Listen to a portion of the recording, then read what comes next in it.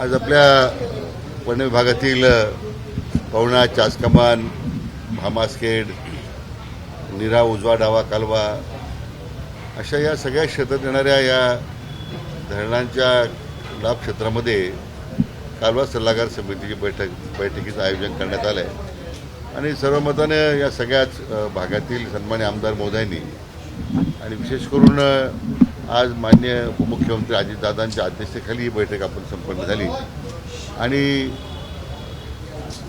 एकूण पाण्याच्या उपलब्धतेबद्दल बऱ्याच काही सन्मान्य आमदार महोदयांचे आक्षेप होते ते आता ते दूर झालेले आहेत आणि विषय फक्त एकच मुद्दा जो गंभीर आहे तो आपल्या नीरा डावा उजव्या कालव्या संदर्भात तो सुद्धा त्याची आता संदिग्ध दूर केलेली आहे. काय सर तो प्रश्न होता आणि काय निर्णय झाला? नाही जसं की माळशिरस तालुक्यातील काही गावांना जे पाणी उपलब्ध करायचं आहे तर ते फलटण तालुक्यातलं पाणी त्या गावांना 12 महिने द्यावं अशी मागणी आहे सन्माननीय माजी आमदार राम सातपुते यांची. आणि फलटणच्या शेतकऱ्यांचा असा गैरसमज आहे की त्यांचं पाणी कमी करून आपण त्यांना देणार आहोत. मला यामध्ये आमचे रामराजे निंबाळकर साहेब असतील, आमचे माजी खासदार रणजितसिंह निंबाळकर साहेब असतील, दोघांचा आग्रह होता की आमचं फलटणी शेतकऱ्यांचं पाणी कमी होणार नाही आणि आता त्यांना मी आश्वासित केलेलं आहे की तुमचं पाणी आम्ही कमी करणार नाही. जे काही पाणी आम्हाला उपलब्ध करायचं आहे ते आम्ही अन्य मार्गाने उपलब्ध करू. त्यामुळे फलटण तालुक्यातल्या शेतकऱ्यांवर अन्याय होणार नाही असं त्यांना मी आता आश्वासित केलेलं आहे. पण आम्ही देऊ असे की त्यांना आता 8 महिने पाणी देतोच आपण, आणखी त्यांना 12 महिने पाणी उपलब्ध करून द्यायचा प्रश्न आहे तो आम्ही ते उपलब्ध करून देणार आहोत.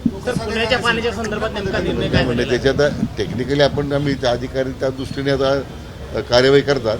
मला वाटतं एक पुढच्या आठवड्यात परत मी एक बैठक बोलवली आहे, मग अंतिम निर्णय त्याच्यामध्ये घेऊ. तर पुण्याच्या पाण्यासंदर्भात नेमकं काय झालं? पुण्याच्या पाण्यासंदर्भात आपण महापालिकेला 714 कोटींची थकबाकीची नोटीस बजावली होती आणि जर पाण्याचं प्रक्रिया होत नसेल तर गुन्हे दाखल करा असं देखील सांगितलं होतं. काय झालं असं? नाही आज त्याच्या संदर्भात विस्ताराने चर्चा होऊ शकली नाही, परंतु आयुक्तांनी मी आता मग बैठकीत सूचना दिलेल्या आहेत की थकबाकीचं प्रमाण वाढत चाललेलं आहे. त्यांनी आता काही टक्के रक्कम आम्ही जून मार्चपूर्वी भरतो असं आश्वासित केलेलं आहे. साधारण 200-250 कोटीपर्यंत आम्ही म्हटलं की रक्कम आली पाहिजे. पण थकबाकीचं रक्कम मुद्दा महत्त्वाचा आहेच आहे, परंतु आज 11 TMC पाण्याची मंजुरी असताना आज 22-23 TMC पाणी वापरलं जातं पुणे महापालिकेच्या क्षेत्रामध्ये. आता वाढतं शहरीकरण आहे, त्यांना पाणी द्यावे लागेल हे जरी बरोबर असलं परंतु एकूण पाण्याच्या वापरामध्ये किती टक्के पाण्याचं पुनर्वापर होतो. आमची कल्पना आहे की 60% व्हायला पाहिजे रिसायकलिंग आणि त्यानिमित्तानं जे पाणी परत डाऊनस्ट्रीमला जे अनट्रीटेड सिवेज आहे किंवा अनट्रीटेड पाणी जे तुम्ही नदीमध्ये सोडता जे पर्यायानं उजनीलं जातं आणि ते पाणी उजनीतही खराब व्हायला लागलेलं आहे. तर मी आता दोन्ही जलसंपदा खात्याच्या आणि महापालिकेच्या अधिकाऱ्यांना एकत्र बसून हे टोटल रिकन्सायलेशन करायला सांगितलं ना, जे त्याचं एकत्र बघून किती टक्के पाणी वाया जातं, किती टक्के पाणी रिसायकल होतं, किती टक्के पाणी रिसायकल जर तेवढं मग लाईव्ह स्टोरेजमधलं पाणी आपल्याला वापरावं लागतं. आता मी जो आकडेवारी पाहतोय की मूळ प्रकल्प आराखडे जे त्यावेळी प्रकल्पाचे आराखडे तयार करताना जे कम्युनिटी वॉटर होतं इरिगेशनला आज त्या सिंचनाचं पाणी कमी होत चाललेलं आहे आणि बिगर सिंचनाचे आरक्षण वाढत चाललेलं आहे. मग जे प्रकल्प आराखडे त्यावेळी जे तयार केले होते ज्याच्यावर आधारित त्या भागातील शेतकऱ्यांना पाणी देण्याच्या संदर्भातला जे कमिटेड आहे इरिगेशन, उद्या जर ते शेतकरी कायदेशीर मार्गाचा अवलंबन करायला लागल्यानंतर उद्या हे डॅमेजेस कोणी भरायचे? महापालिकेला वाढत्या शहरीकरणाचा परिणाम आहे, पाणी द्यावे लागेल. पण महापालिकेच्या क्षेत्रातसुद्धा ज्या पद्धतीने बेसुमार पाण्याचा गैरवापर होतो, ज्या पद्धतीने पाण्याच्या आता एवढ्या टाउनशिप्स उभ्या राहतात, पण टाउनशिप्स उभ्या राहतात त्यांनी काही पर्यायी व्यवस्था केली पाण्याची. कोटा वाढवून देण्यासंदर्भात काही निर्णय झाला नाही, तुम्ही निर्णय करू शकलो नाही. आपण त्या संदर्भात एक बैठक स्वतंत्र घेतो आम्ही, कारण एक महापालिकेला थोडा वेळ दिलेला आहे की किती टक्के पाणी आपण रिसायकल करतो. रिसायकल पाणी जर आपण जास्त करू शकलो तर तेवढं लाईव्ह स्टोरेजमध्ये पाणी आपल्याला कमी वापरता येईल, त्यामुळे सिंचनाचं पाणी कमी होणार नाही. आता दोन्ही थोडं ट्राय टू वॉकिंग आहे त्याच्यामध्ये की एका बाजूला शेतकऱ्यांचा दबाव आहे आणि दुसऱ्या बाजूला वाढत्या शहरीकरणातून मुळे त्या ठिकाणी शहराला पाणी वाढून मिळालं पाहिजे तो एक दबाव आहे. थकबाकी भरली नाही तर पाणी कपातीचा इशारा. धरण असो किंवा इतर जे पिण्याचं पाणी शहराला पुरवठा होतं त्याच्यामध्ये दूषित जे इंडस्ट्रीचं वॉटर आहे किंवा घाण आहे ते मैला टाकलं जातं पाण्यामध्ये. खडकवासल्यामध्ये नाही, खडकवासल्याच्या बाबतीमध्ये खरं तर फार जुनं सिस्टीम आहे. आता तर जवळजवळ 1600 कोटी रुपयाचं आपण टनेलचं काम सुरू करतोय. त्यामुळे तो मेजर जो कन्स्टंट होता तर त्यातून पाण्याचं जे प्रचंड पाण्याचं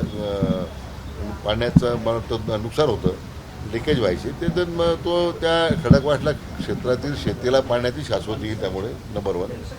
परंतु तुम्ही म्हटल्याप्रमाणे हे जे पाण्याचं जे दुर्भिक्ष आहे किंवा दुर्भिक्ष म्हणण्यापेक्षा आपण जो मुद्दा उपस्थित केला की पाणी त्या ठिकाणी येणारे जे प्रदूषण आहे वेगवेगळ्या माध्यमातून तर त्याचाच सर्वे आम्ही करतोय. कारण इरिगेशन खात्याचा तसा काही संबंधित आमचं काम फक्त पाणी पुरवठा करण्याचं आहे.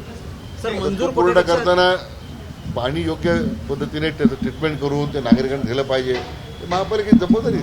सर, मंजूर कोट्यापेक्षा किती अतिरिक्त पाणी देण्यात ठरलंय? मंजूर कोट्यापेक्षा किती अतिरिक्त पाणी देण्यात ठरलंय? नाही, अजून महापालिकेला जे मंजूर पाणी ते अतिरिक्त पाणी देण्यासंदर्भात आज ते घेतच आहे पाणी. म्हणजे ते पाणी उचलण्याची काही म्हणजे अमर्याद वापर सुरू आहे. म्हणून तो त्या दृष्टीने कसं ते नियंत्रण करता येईल, प्रत्येक खरंच किती पाणी पाहिजेत. मी आता 34 गावं जोडलेली आहेत. आता त्या 34 गावामध्ये त्यापूर्वी ग्रामपंचायतीचे उद्भव होते. आता त्या गावांचा दबाव आम्हाला महापालिकेतून पाणी मिळालं पाहिजे. असे वेगवेगळे प्रश्न आहेत. म्हणून आता ही कालवा सल्लागार समितीच्या निमित्तानं इतकी व्यापक चर्चा होऊ शकली नाही. मी पुढच्या आठवड्यामध्ये माननीय उपमुख्यमंत्री महोदयांच्या उपस्थितीमध्ये या सगळ्या महापालिकेचे स्टेक होल्डर जे आहेत, आमचे आमदार महोदय आहेत आणि आमचे जलसंपदा अधिकारी एकत्र बसून या संदर्भात निश्चित आपल्याला काही अकाउंटेबिलिटी निश्चित करावं लागेल. असं बेसुमार पाण्याचा वापर करून बिगर सिंचन आरक्षण वाढवणं हे फार काळ मला वाटतं पाणी कपात वगैरे आता काही निर्णय असा काही झालाय किंवा होणार आहे? नाही, कपात असं काही निर्णय झाला नाही.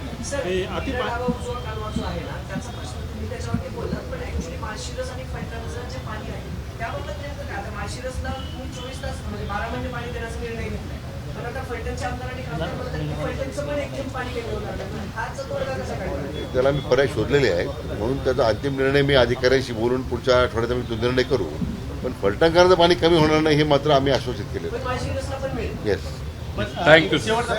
मुंढवा जॅकवेलमधनं 6 TMC पाणी महापालिका देते. जलसंपदा तेवढं गेल्या 6 वर्षात उचलत नाहीये. हे जर त्यांनी आणखी 1-2 TMC उचललं तरी खडकवासल्याचं प्रेशर कमी होईल. हे तेवढं सूचना मी तपासून घेतो. कारण असं आहे की बरंच पाणी वाहून गेलेलं आहे. त्यामुळं मला त्याचा अभ्यास तर मी आढावा घेतो त्याचा. थँक्यू. आभारी. एबीपी माझा, उघडा डोळे बघा नीट.